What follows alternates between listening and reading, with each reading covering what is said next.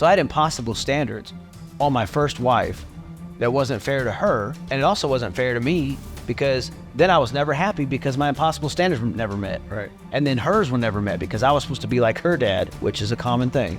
I was supposed to be like her dad, have a regular job, a good paying job, and be there for 50 years. And that wasn't who I was. And so it was a constant. Faith and Failures Podcast.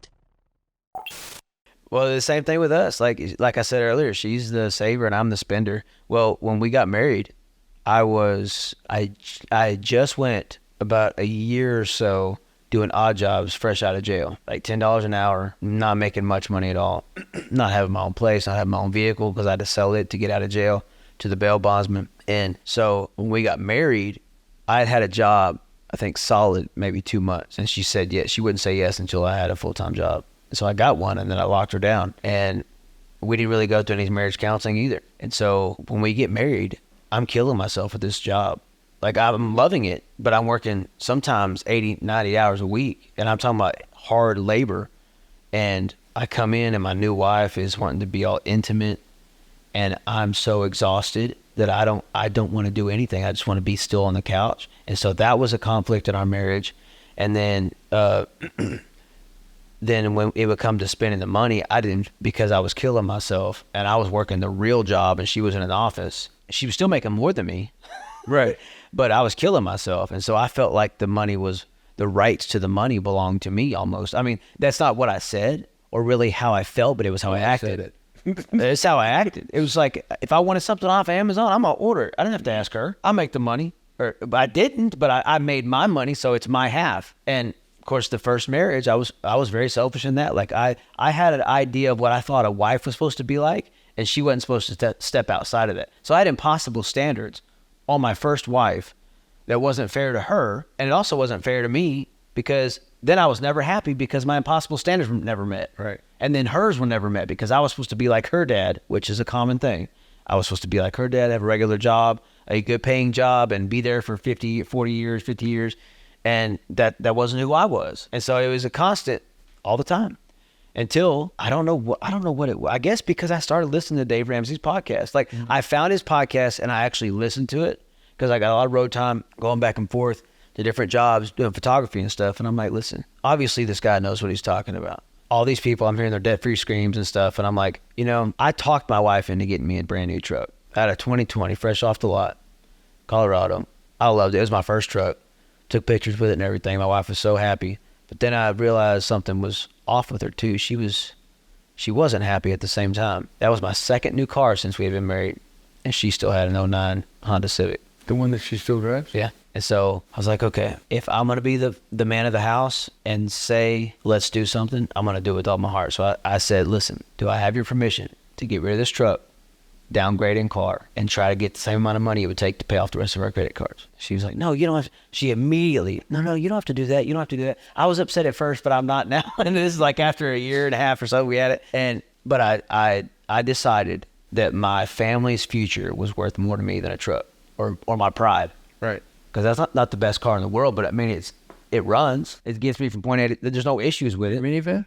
Yeah, that's what she said. That's why she hates it. She's like, it looks like a van. I said, no, it doesn't. It's an SUV. And so they wrote me a $7,000 check, and I came home that night, and we paid off the last of our credit cards. And I hadn't looked back. Yeah, sometimes I pull up next to those nice trucks, the jacked up a little bit, the tinted windows, But that's what we're called to do in marriage, is to sacrifice our own stuff for everything.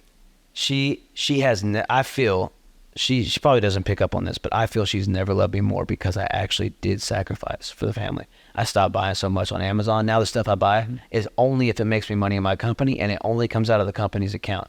I never touch our money for anything. Matter of fact, while she's been pregnant, I've been putting several $100s a week into our savings account so that we'll have a hefty savings account when that baby's born. And because I'm sacrificing for her, it has skyrocketed our intimacy life.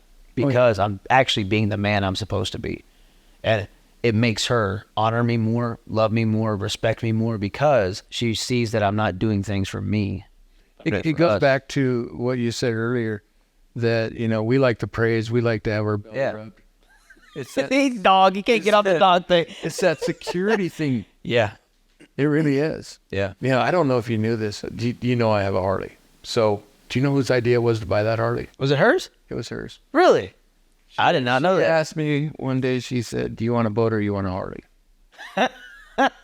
Well, we live in Texas. My wife ain't getting the water in Texas. Up north, which she would, because there weren't snakes and they weren't alligators. So Yeah. so I said, if I get a boat, are you going to go swim? No. Is that why y'all didn't come to? Oh wait, no, you did come to the lake. Yeah. She didn't get in the water. That's what it was. She didn't get in the water. So I went out and we got a Harley. The first time we went through financial peace, we had to have our pastor do mediation because a budget was a huge fight. It was. Said Christmas was one of our biggest fights. Yeah. Now, was it so? It was you that wanted to go into debt for it, or you just want to spend all the money? She's going to tell on me anyway. You know what? I think Jack's crying right now. So you should get Jack. Go take care of the baby. We'd go shopping. Yeah. And she has, she's Dave Ramsey, so she has so much set aside for each kid. Oh, yeah. We learn real quick. Are you ready? Fair is not equal, and equals isn't fair. Okay? So if everyone gets $50, that's fair. But I might be able to buy one of my kids a whole lot more presents because they want little things, so it's not equal. Yeah. Okay? So that's what she meant by that. Like Tristan would think his best present was the biggest box. Mm-hmm. And it wasn't always true. But then you get one present. Yeah. So she'd go shopping. We'd go shopping. We'd get all these stuff wrapped. And then about a week before Christmas, I'd go shop. And Man. and I just swipe it. Yeah. It's easy. Because you know what my kids need to have. Oh, yeah. And I had 4 boys. So when you bought remote control cars, you bought 5 because I had to be able to play with them. Well, That's a good dad. That's the right. That's the right of the father. That's a good dad. Yeah. But, You got to check to make sure they work. Yeah. So yeah, Christmas was difficult. And I want to know if I made it through this, if we've made it through this. Seriously, if you ever have time, our story is nothing but the grace of God. Actually, I told her, I'm pretty sure you were standing there, but I got another mic set up and everything that one time we'll come on and y'all can share your It's story. nothing but the grace of God that we're still married. So I did, in fact, sorry, Lori, I told her once in a counseling session that she was the dumbest woman I ever know because I would have divorced myself a long time ago. Well, yeah. I mean, So, truth hurts. yeah. So that's funny. Faith and Failures Podcast.